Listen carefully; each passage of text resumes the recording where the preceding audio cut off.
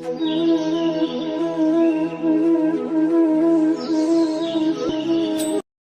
Hey guys, আজকে একদম নতুন রেসিপি হচ্ছে ডাল ফ্রাই। এখানে রয়েছে মুসুর ডাল, ছোলার ডাল, মটর ডাল, রয়েছে ধনে পাতা, তার সাথেই রয়েছে হচ্ছে পেঁয়াজ কুচি, তার সাথে রয়েছে টমেটো কুচি, আর রয়েছে আদা, রসুন আর কাঁচা লঙ্কা কোচানো।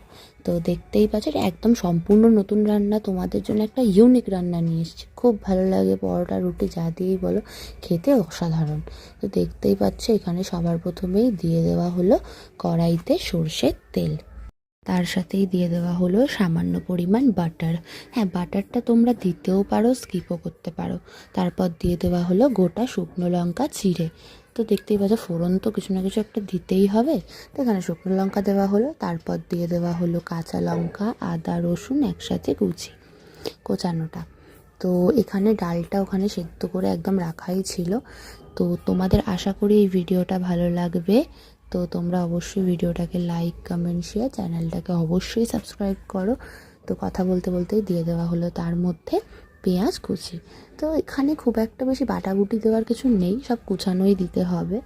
কিন্তু রান্নাটা সত্যি খুব ভালো, তো তোমরা অবশ্যই আশা করবো ভালো লাগবে।